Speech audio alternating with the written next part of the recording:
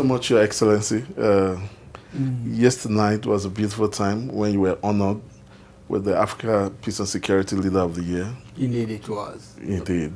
And I'll start from there. How was the experience for you? What did you think? Well, And what advice? It was a really wonderful experience for me. I really thank the Africa Leadership Organization first, of course, for organizing these polls. And as I said yesterday, I didn't know that there was anything like going on. And when you wrote to me, informing me, that's when I got surprised. What is this?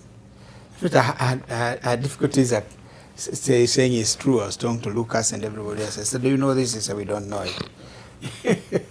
Then when I got the second communication, that's when I took it seriously, that then there is this seriously. So I think seriously thank you. But also I thank the people who voted for me, and make the Africa Peace and Security Leader of the Year 2023. Of course, I have, of course, before, when I was foreign minister and after retirement, of course, I've spent a lot of time. I spent some of my time. Of course, when I was foreign minister, we were busy with the Burundi. First, we started with the Burundi crisis.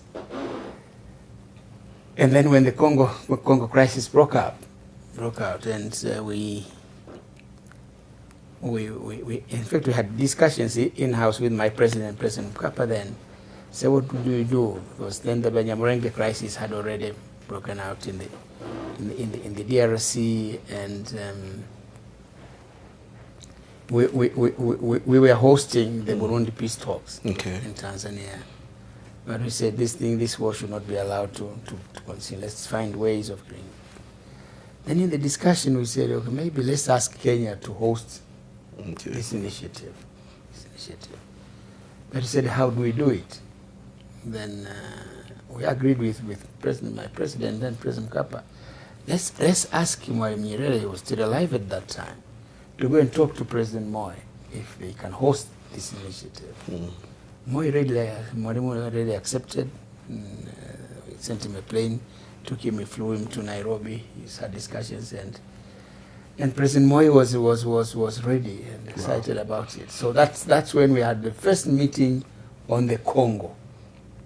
Wow. President Mandela came, and many leaders convened there to discuss. One or two landmark decisions that was taken there was send a team to see President Mobutu. Okay. Yes. And then at that time, President Mobutu was in Menton, France. Okay. He was sick at that time. And in that team of foreign ministers, there were three of us. There was me, there was Mesfin Sium, the former foreign minister of Ethiopia here, and Kalonzo Musyoka, who was foreign minister of Kenya.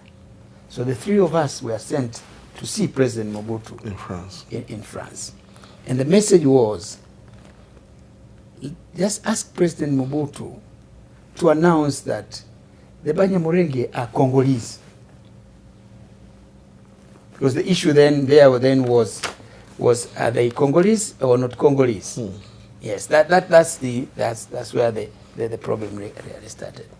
So we went, and the second track was for President Moi to go to Kinshasa to talk to Prime Minister Kengo Wadondo that the DRC should stop bombing the areas in the east by plane. So as to give time for the mediation processes to go ahead. So we went, and you know, to go there you have to land in Nice, France, transit through Monaco, yes, to get to France again. Yes, so we went there, we had meetings. We had meetings with President Mobutu. We delivered the message from his peers. And our message was that they are saying, please, make that announcement. Make an announcement that the Banyamulenge are Congolese. Yes. Mobutu says, no, they are Congolese. who said they're not Congolese? He said, I'm also surprised that these are Congolese, they're working with the enemies of Congo.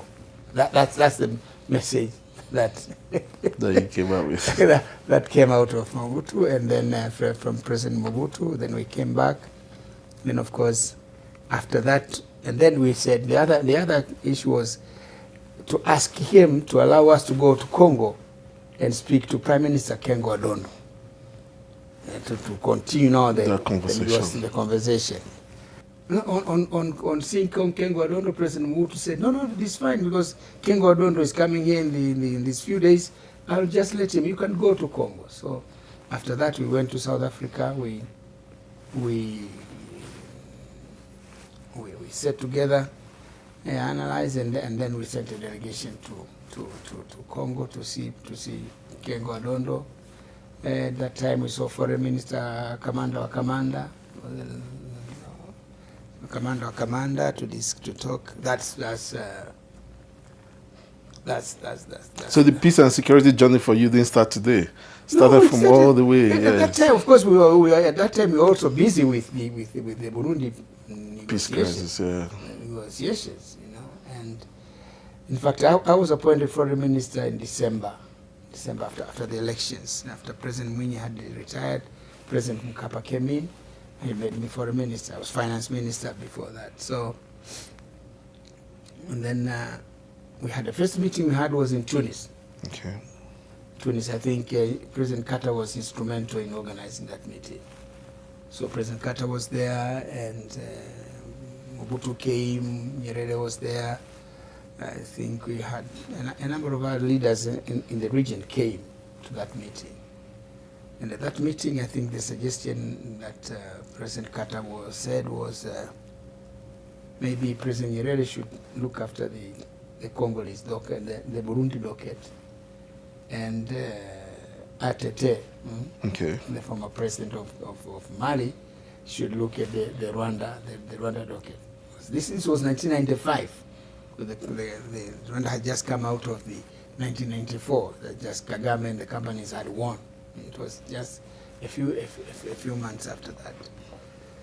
So then we came back. On coming back, President Nyerere said, "Look here, I can help.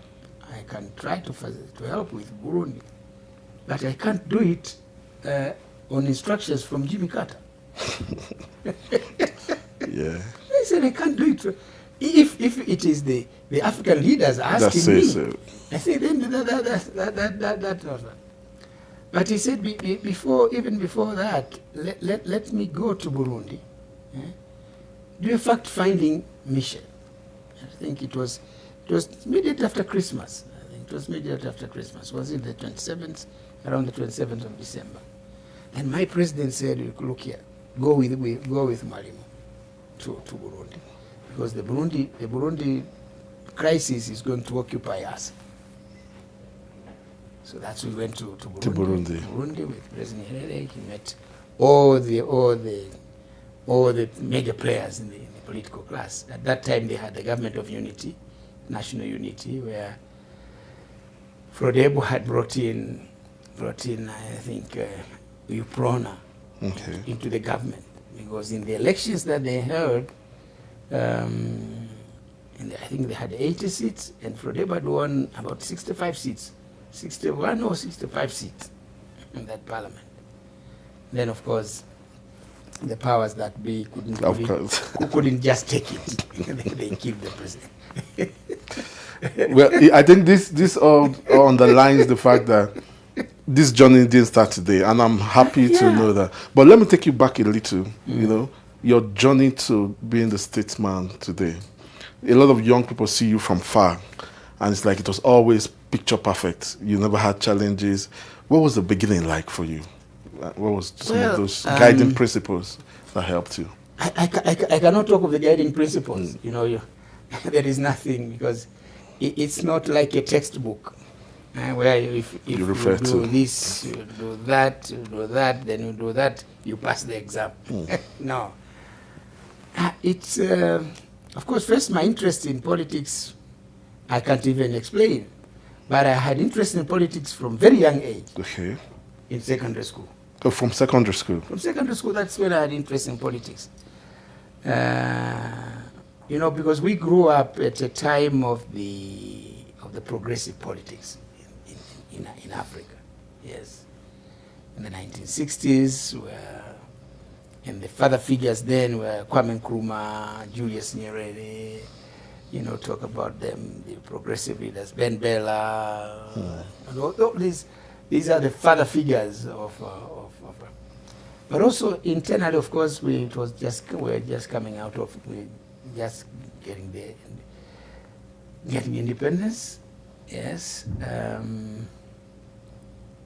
So internally, of course, during the independence struggle, of course, I was part of the youth league, singing, just singing. I was a kid. Okay, just singing. Just singing. I was just a kid, about 8, 9, 10. Wow. At independence, I think I was 11 years old. Oh, wow. So before that, we were just singing. Singing, yes. Singing and enjoying the music.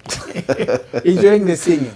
But it was inculcating. But you were there? Yes, it was inculcating in sense because we were singing, singing against the traitors who were siding with the British, against the independence of the country. So you know, these are the kind of songs. The elders were actually writing the songs. Okay. Yes, we were just singing. Doing the singing, yes. Doing the singing. But of course, that's when I got interested. And then, of course, at school, I was prefect. Okay. I was a prefect. Then I joined the university. But joining the University of Dar es Salaam then was really the beginning, because it was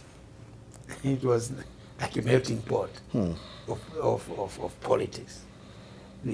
All the progressive teachers in the world were there. Wow. Walter Rodney, Clive Thomas, and all these guys were there. So it was really a revolutionary university. A revolutionary university, and because you know, there were the normal classes, and then there was what was called the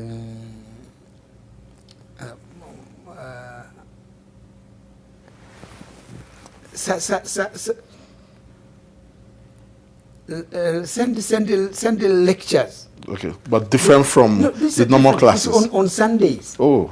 On Sundays, this is where now you had lectures, and people are coming up. You had lecturers coming, discussing revolutionary ideas.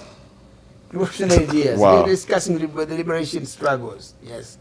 And I think Walter Rodney used to call Sunday metaphysics. Wow. And students came? Yes. Yes, it was at the university, and we used to meet every Sundays, these ideological classes, and you had students. And then, of course, at the university, we used to invite leaders. Okay. Leaders from the liberation movements coming there. I remember when I was a student leader, we had Angela Davis. Oh, wow. Yeah, we had Stokely Carmichael. Those, you know, just linking us with the others. Owusu Sadaukai, you know, those from the American diaspora now. But we had Augustino Neto coming there. We had Julius Nyerere was always coming there. He was saying the teaching classes. So he would just come there. And being the at teaching the university, just there, asking questions, and then he leaves. So we were brought up in this kind of environment. And then we became cadres, really political cadres. And of course, after leaving university, then I decided to go and work with the party. Yes. Wow. And then I started to work with the party, and then my line has always been political, that one. And then, of course, I was very active in the youth movement. Okay. The youth movement. And I was a member of the Central Committee of the Youth, Tanzanian Youth, the CCM, the TANU Youth League at that time, later the CCM Youth League. And I used to, because at that time I had all the frontline states advancing the cause of liberation in Southern Africa. And also the youth movements in the event in the frontline states had their own meetings. Okay. While the leaders were meeting, we also had our own meetings. Yes, to mobilize young people to support the liberation struggle. And I used to be the representative of the Tanzanian Youth Aid in those meetings. We would meet in Angola, we met in Zimbabwe, in Mozambique, so on, until, of course, fighting for the liberation until Namibia was independent. And then, of course, we in the citadel Wow. of apartheid. Yes. It simply crumbled. Yes. But this really did. And then, of course, after that, of course, one day I was told to go and join the army. I trained. I became an officer in the lieutenant. I grew up to the rank of lieutenant colonel. But and then one day, I was called by the president. Said he has appointed me member of parliament and deputy minister for energy and minerals. Oh, wow. Yes. So that is really how. Of course, it shocked me. It shocked me because I never thought of it. My interest really was to develop my career in the party and in the military. But then this is another line. But that is where now I took the path that later took me to the presidency. To the presidency. Wow, what an interesting story. I'm sure a lot of people have never heard this. No, but you talked about progressive politics in those days, yes, and its impact on you. Even when you were just singing, something was getting in. Is that happening at this time? Would you say we have stuff like that? Not much. Not much. Not much. I think now it's liberal democracy. Well, when you get into politics, I know you were just, I saw active participation, I saw loyalty to the party, supporting the leadership in the time. But when you became minister, when you were over the shock, did you at any point decide to say, okay, I'm in politics, this is the kind of politics I want to play. This is what I want to be remembered for in politics. Was there some kind of vision you had for your political journey? Of course, even before that, Okay. Among during those progressive years at the university, really I used to read a lot about the books by Kwame Nkrumah. Of course, Julius Nyerere were the books that I have been reading passionately. Yes. But of course, Frantz Fanon was one of my other mentors. Yes. Kwame Nkrumah, Frantz Fanon, yeah. Amilcar Cabral. Wow. So you had time to read. Yeah. I was a profusive reader. Wow. I used to read a lot. I remember one of the important quotes from Amilcar Cabral is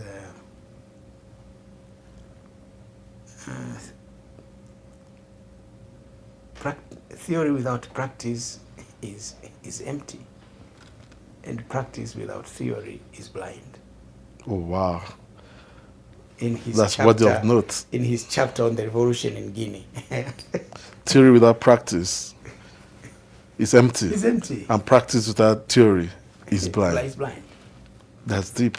Yeah, Amilcar Cabral was one of those books by Amilcar Cabral were loaded. And they guided, I could see, they impacted your leadership. Yeah.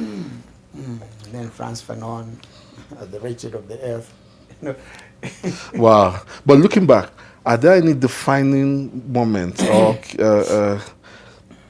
decisions or moments that stand out in your journey that you look back and you feel, yes? As I said, when the president told me that he has appointed me to be a member of parliament because ours is the Westminster model. Okay. You have to be a member of parliament to be a minister. To be a minister. The president had 10 seats. Okay. Of nomination, so he gave me one of those nominated seats, and I said, no, that's fine. To me, I liked the idea of going to parliament. Okay. Because at that time, there was a time when I was at the military academy, one of the instructors there, and then I was taken out to work for the party. At the time, there was a time when the Renamo problems Okay, were quite active in the border with Mozambique. yes. So the decision really was to militarize.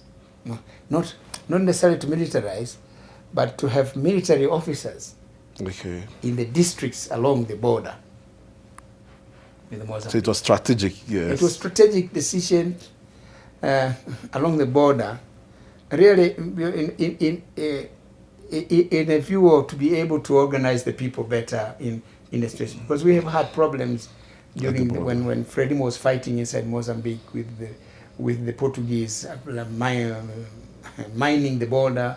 We had a number of our people amputated, some killed. So when the Renamo were quite active along the border with Mozambique, there was this deliberate decision.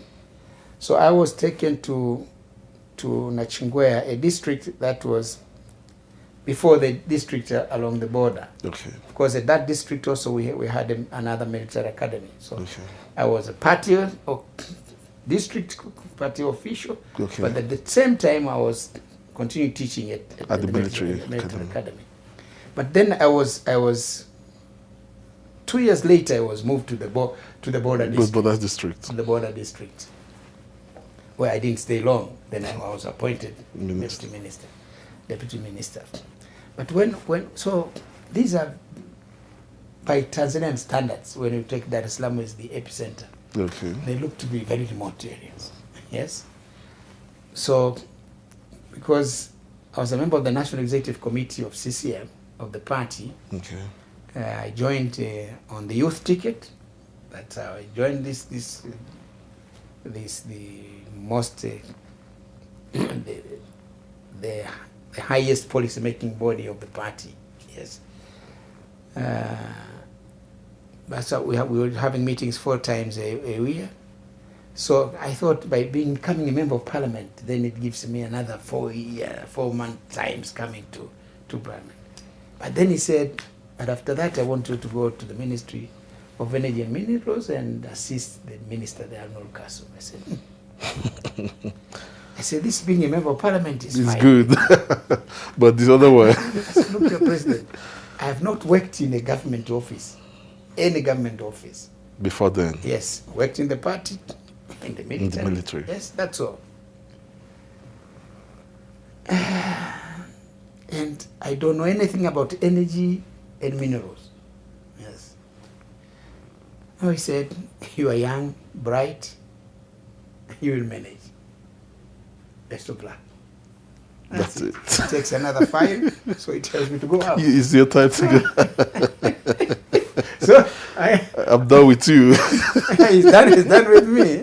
So I leave his office, and then the following morning, the swearing in ceremony, I go to the office. Then after the swearing in, they tell me welcome. The minister gave me instruction the sectors to look after. But the shock of my life was when I was told in the next 3 days I'm going to China, part of the delegation. I was telling my minister, the permanent secretary, that look here, I know nothing about this ministry. How do I go and represent the ministry to China? Of course, it was a big delegation. And the Minister of State in Finance was leading the delegation, was just part of it. So no, the permanent secretary at that time was saying, don't worry, we'll feed you with material. Yeah. We'll feed you with material and you'll definitely... You'll be fine. You'll be fine there. So I had nothing to do. And I said, but look here, what did you hear the announcement? The announcement said the appointment starts immediately. There is no time to wait. So you have to start working. Immediately. Well, I made the trip, then came back, but it went on well because I had notes and so on. So that's how I really started. Yes. And then 2 years later, I became minister.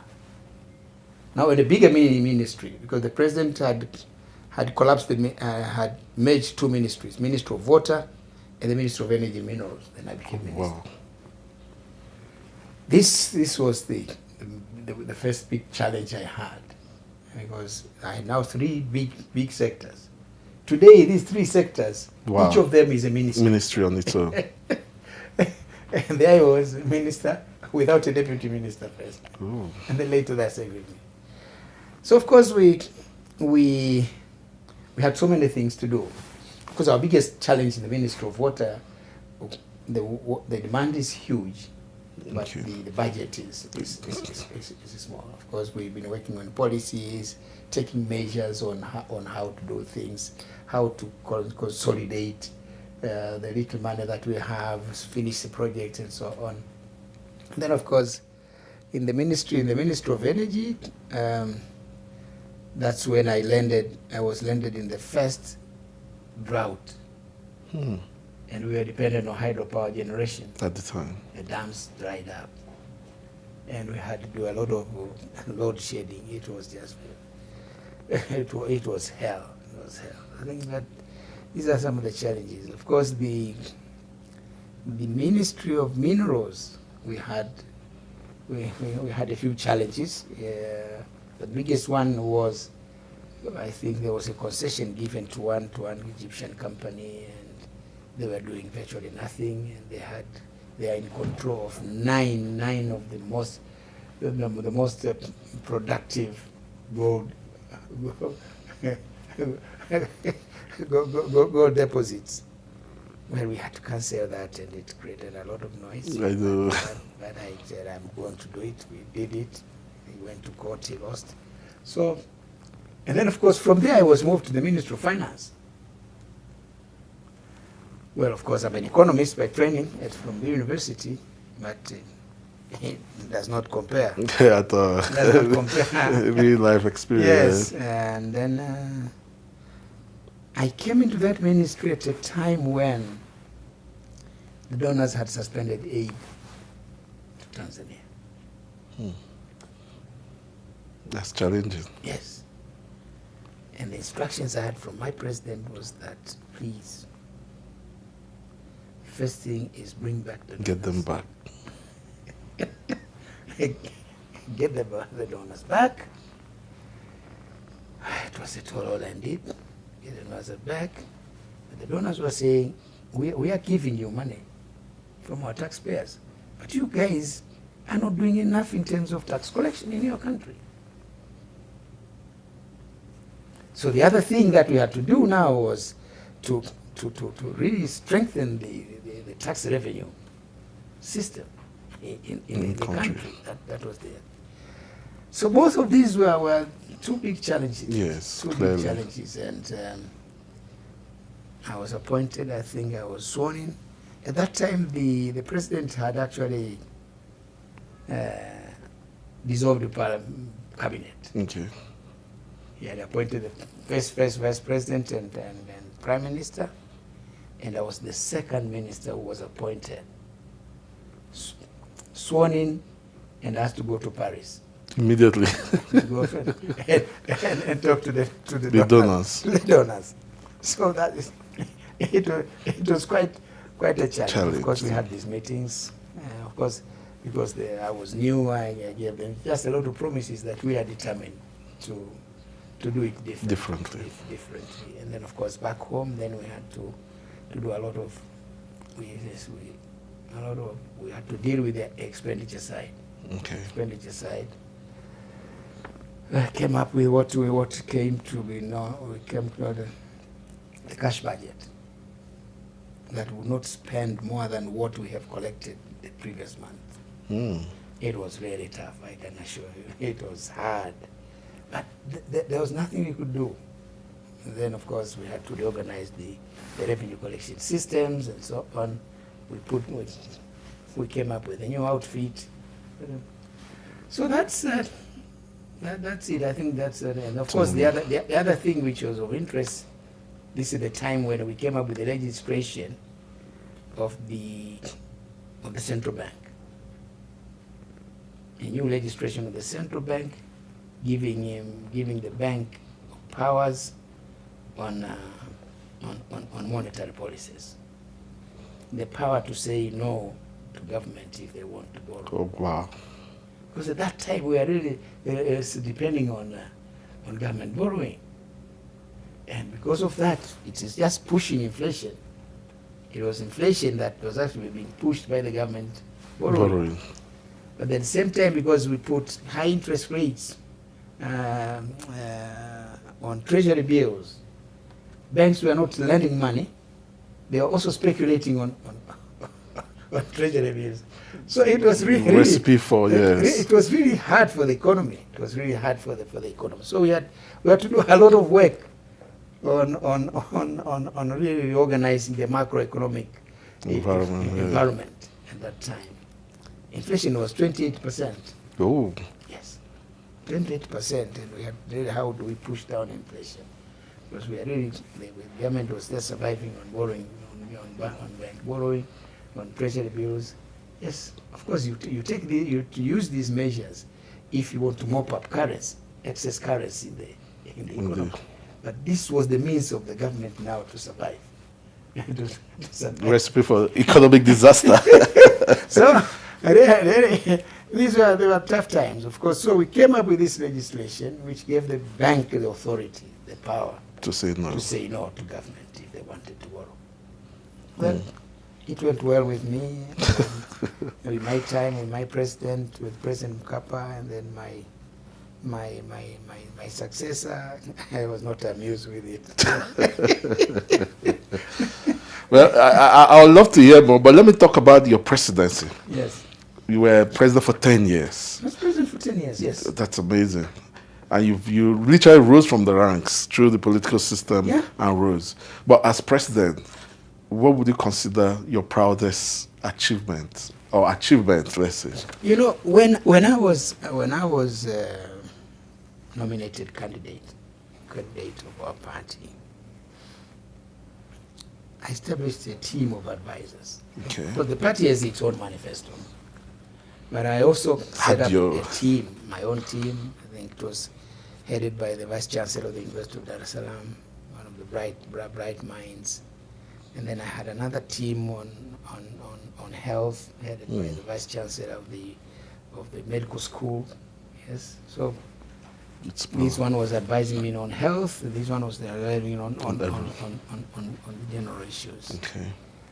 Of course, they said, but what are your own focus? I said the first thing is I consider as important channels is holding the country together. I said this is my first priority, because you know we are a country. First, we are a country made up of two countries. Yes. People's Republic of Zanzibar and the Republic of Tanganyika coming together in 1964, forming the United Republic of Tanzania. So holding the country together is itself a challenge, because there was a lot of issues relating to the union arrangement. The union arrangement. Particularly there were complaints from the Zanzibar side. Yes. Of course, there were complaints also on the mainland side, but they have their own government. Where is ours? Where is ours? We also want our. We also want our government. So I said that was one of the tricky things. But we're a country of 120 tribes. Subscribing to all the major religions. There are Muslims, there are Christians, and we have Hindus, Indians, and so on. But we had a sizable population of Tanzanians who were non-aligned. They belong to no religion. They were just roaming the country, doing their own things. So, and the multiracial. There were Africans, there were Arabs, there were Indians. Yes, there's very few white men also there.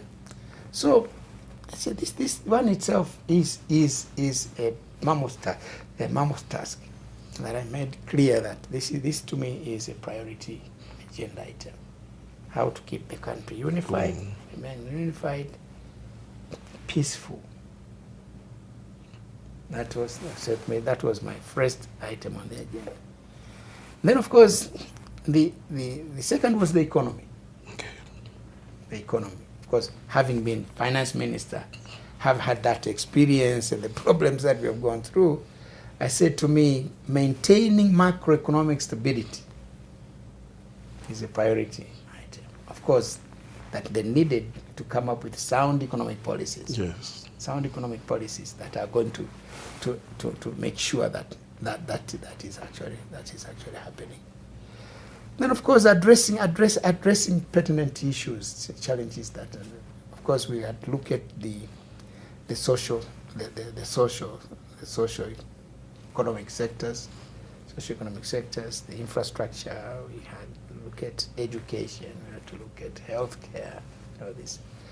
So this to me was my general focus, and I'm glad that the teams really helped me a lot come up with ideas. Of course, there was the instructions from the party that we should do this and this and this and this and this, but I had also my own thinking. And this is the message that I really enunciated when I was opening Parliament on the 30th of December 2005 when I became. It took over. So that's really. And you achieved those objectives. Well, I did a lot. Of course, we on health. Of course, we built hospitals. We really first we built hospitals. We expanded. We modernized the national hospital. Yes, the idea really was to reduce the number of people we were referring abroad for treatment. And one of the diseases has been the cardiological related. It is heart, and we built a state-of-the-art heart institute. Wow.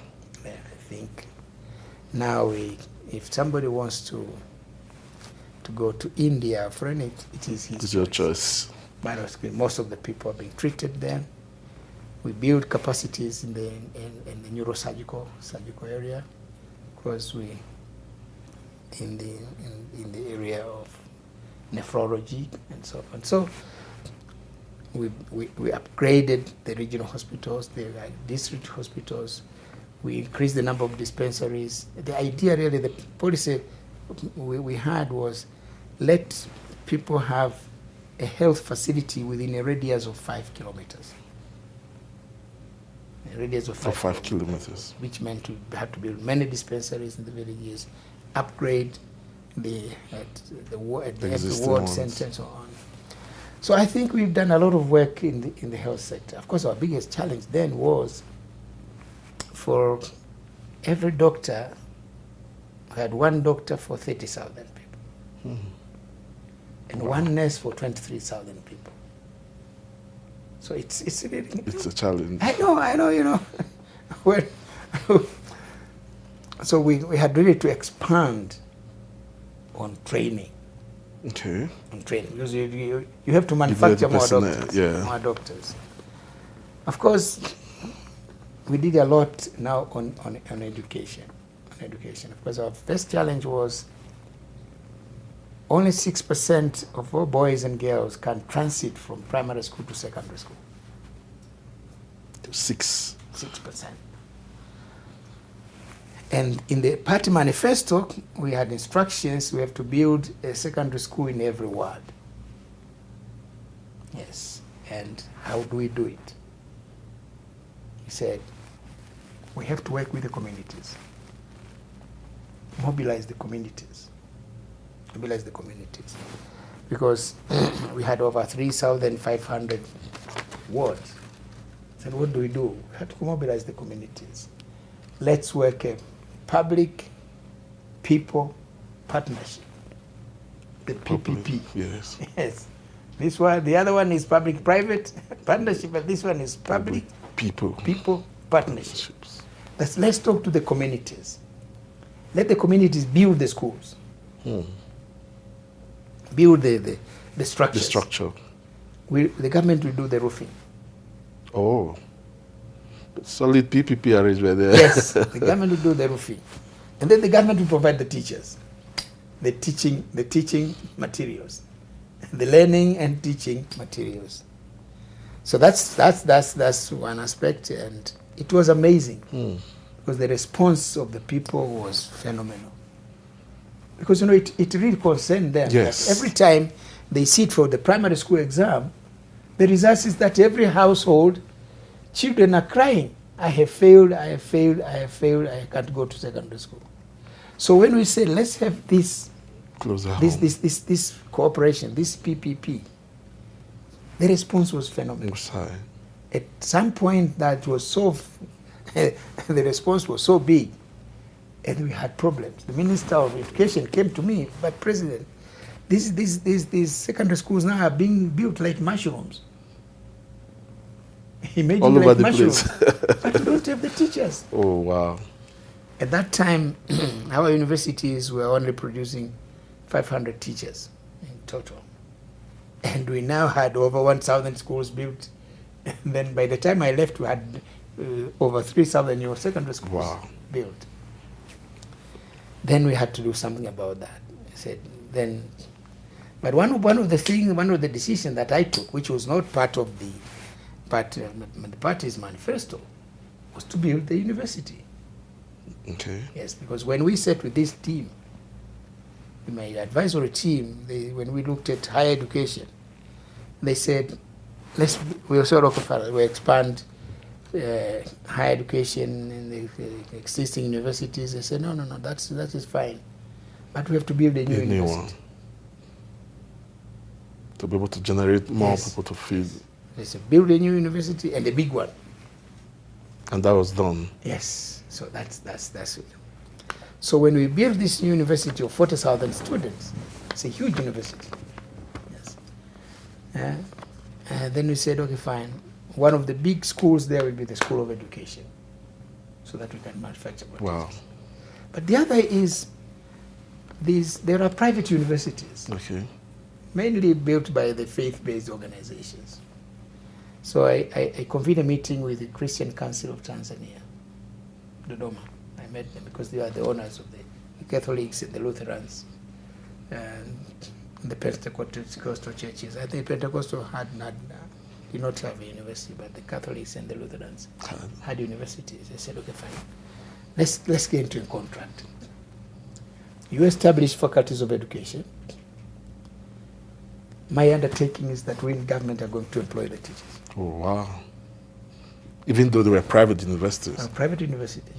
Private universities, we will employ the teachers. We expanded in our own universities and so on. That is how we were able to close the gap. That is how now I think by the time I left office, every boy or girl who sits for a primary school exam and passes, they have a place at the university, at a secondary school. So the numbers just mushroom. But I think that we have just a few questions left, just 2 or 3 more left. Yes. But it speaks to your passion for education today. And I can see where it's coming from. But looking post-presidency and looking at education on the continent, what do you see as the way forward, knowing the challenges as they Of course, well, let me just finish. On infrastructure, one of the promises I made was that we are going to connect all the regional headquarters with tarmac road. Oh. Yes, when I said this, people are saying, hey, now CCM, our party, has a presidential candidate of promises. But I'm glad by the time I left, this has been accomplished. Oh, wow. And you know, we have a huge country. It's 945,000 square kilometers. The road network in the country is 85,000 kilometers. Of course, we have the trunk roads that connect the regions. but we were able to connect the regional center. Now my successors, their preoccupation now is to do the roads that are going to link, linkages, and then of course now take tarmac roads to the district headquarters. So that's it. We built bridges. Yes, we built a new airport terminal. So wow. we You touch on all the key. That's why the point I'm saying is, in the 10 years I've been president, we've been able to do so much. I don't think, there was no need for me. I don't see the reason why somebody should think of going beyond 10 years. If you get there organized, you have an agenda before coming in, and you pursue that agenda, there is so much that we can do. That can be done. There's so much that you can do, and you leave the rest to the others. I left, and the others now are continuing, finishing what they're doing. They are now doing much more. Yes, they're now doing much more. They're building a standard gauge railway. My conception of the standard gauge railway, which was mine, was that but now they've done it even better. It's electrified. And that's the beauty of this right succession, yeah. Of course, really, because if I remained in office, that standard gauge railway would have been built, but would not have had electricity. Because you have used because my thinking was just it was not electricity, no. Now we get a new man, Magufuli comes in, he says, no, sir, we are going to build this railway, but we are going to electrify the railway system. Wow. Now, so, this is the beauty of succession. Yeah, the beauty of succession. This is a powerful message to our leaders in Africa today. I'm happy you're bringing it up. But I still want to bring it back to education on the continent. Yes. One of our gaps with the rest of the world is skills and talent gap. Yes. The quality of education on the continent. Even if the last question you answer, I'll be happy. You've done so much in global partnership for education. You're being sought after everywhere. What can we do to make education in Africa work for the future? I think what we should really do, the first thing is increase budget for education.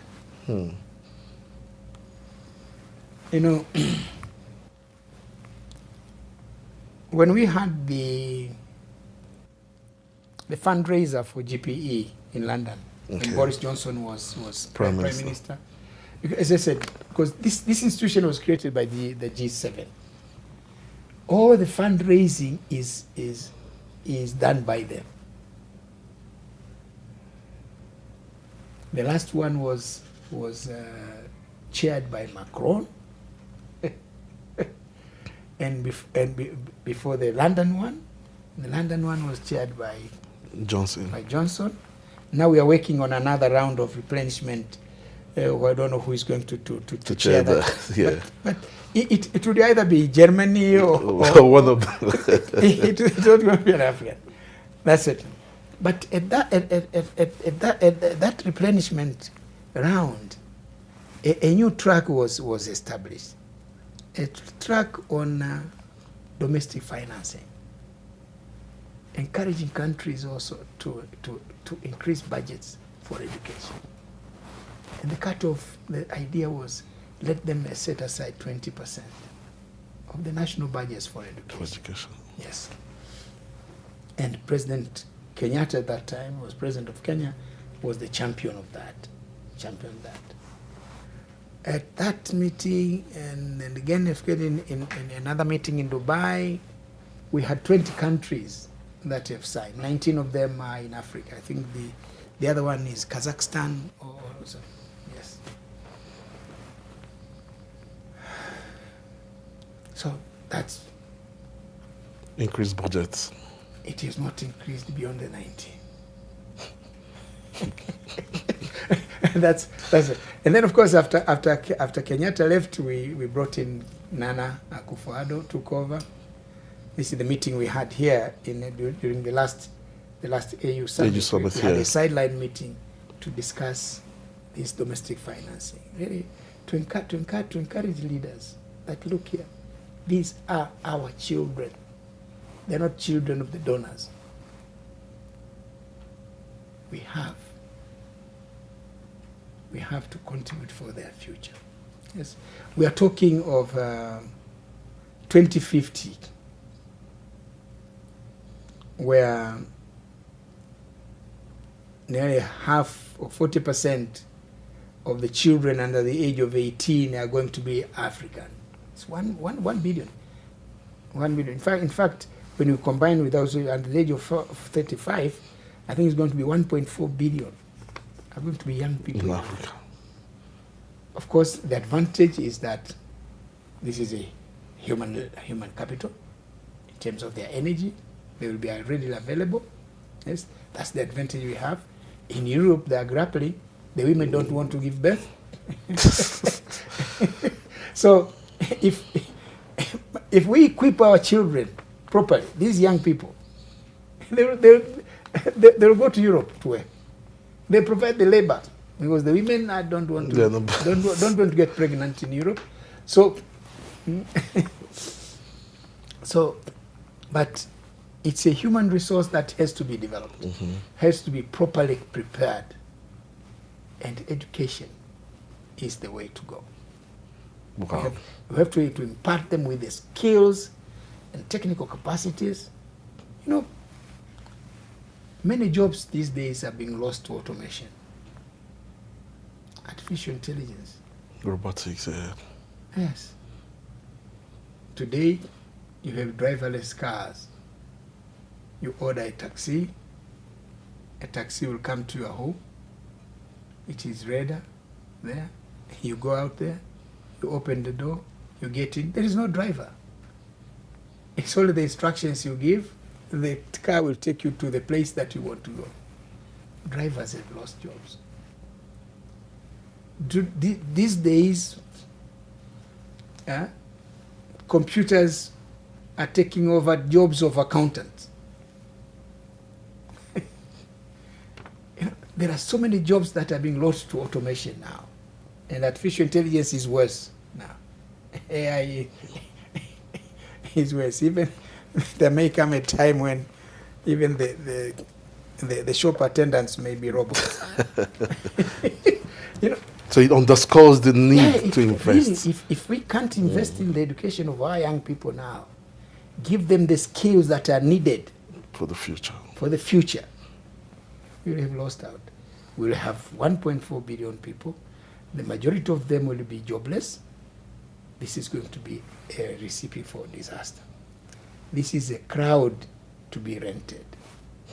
It can be rented by anybody. For anything. The people to cause instability in nations, the demagogues can use it in politics. Yes, the extremists can use it to advance their end. So really, education is the answer. That is where we really have to increase. So that's my humble appeal again is to African leaders to set aside adequate resources for education. Wow. Because that is where our future is. Yes. One more question. Yes. Now on the lighter note. We know that in Tanzania there are lots of beautiful dishes. Is there any particular one you love the most? What's your favorite dish? What are the hobbies? What do you do when you're not reading or doing politics? When I'm not, my pastime is music. Oh wow! Oh dear, that is. I think that's why in the video yesterday I saw the last thing they gave was me singing. My pastime is music. Where a place where there is no music, to me is like being in a pit. So that's why. That's it. In fact, when I was foreign minister, when I was minister for energy, and so when I traveling in Europe or America, my biggest luggage is on videos. Oh wow! Videos. At that time, CDs, music. These days we download them. It's easy, yeah. All these Virgin mega stores and so on are closed. They don't have businesses. Of course, the other pastime is reading. He knows whenever we travel, I buy a lot of books.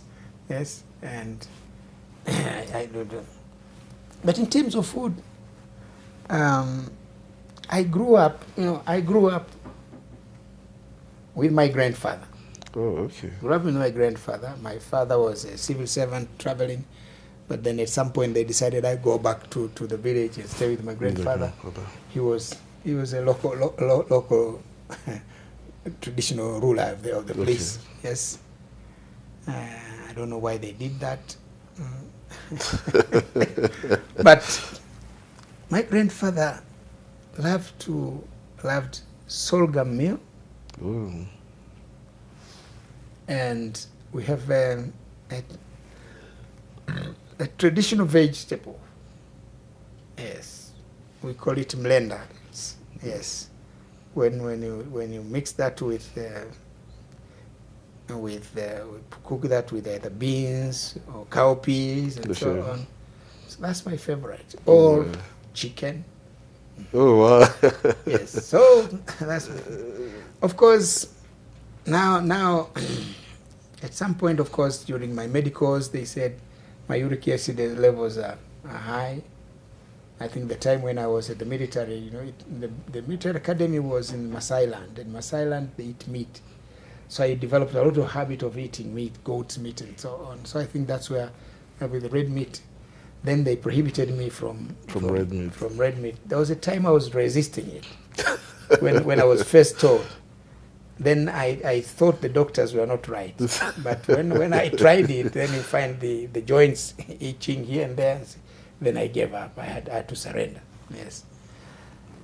So now I'm more into the fish. Fish and chicken. Fish and chicken. That's my favorite dishes. Rice, fine.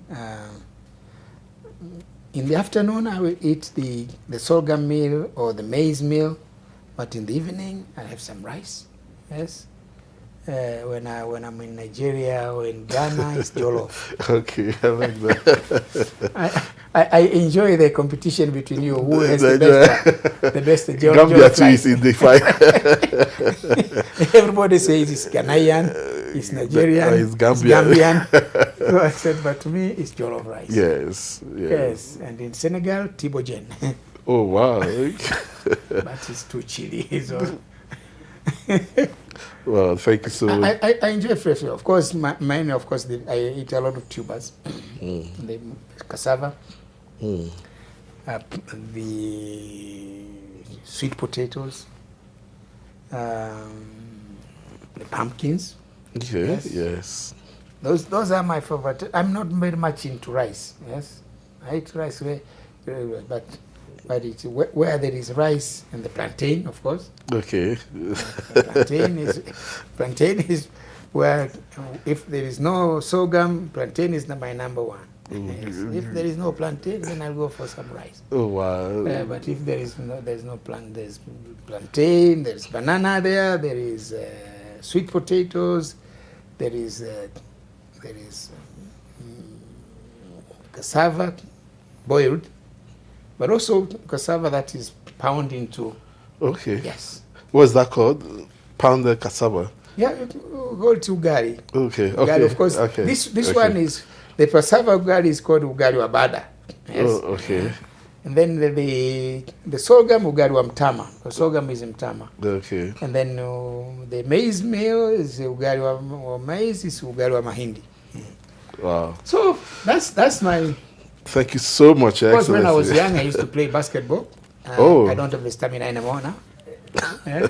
Basketball. I'm only a patron of the Basketball Association there. Tanzania, that's it. Wow, that's great. That's great. Okay. Thank you so much, Excellency. Any last words? Any last words before maybe an advice to young people, to leaders? Anything? Last word. That would be the last. Well, of course, the last thing I would say first, of course, I tried. I had a shot at the presidents twice. Before you finally got it. Of course, once we first. Okay, yeah. The first time was in 1995. I had a lot of support of young people. That's when the young people decided, now we go for it. So there are two of us. One was eliminated in the process one, and I went for the full run until that. I won the first round. Oh. I lost the second round. In the second round. I think the first round, I was short of 40 votes. 40 votes? Yes, but I was glad. I was glad I didn't win, because at that time I was... Oh, you were glad you didn't win? At that time, at the end of the day, when I became president, that's when I just realized, I'm glad I became president in 2005. Yes. Because I said, I was very young, I was 44 at that time. Yes, of course. But then that's it. But why did you feel you're happy you didn't win the first time? Any particular reason? No. After becoming president, that's when I realized that I think at that time I was not well prepared. You're not ready. But after winning the ballot and then losing the second one, that's when I took interest seriously and prepared now for the president. I looked at the issues. At that time, it wasn't much of the issues. It was the elders saying go, the young people said go, and then so we went. But fortunately now, after 1995, the 10 years of President Mkapa gave me time now to think over the issues. That if I become president, this is what I'm going to do. Then I became a better president. Yes, yes. Thank you so much, Excellency. It's been a pleasure speaking with you. Thank you. We know we don't want to keep you longer than this, but thank you so much, Excellency. No, I should thank you for giving me the opportunity to come for the award. I see there is so much in the social media back home. There's the photographs. Oh, wow. I'll need to monitor it.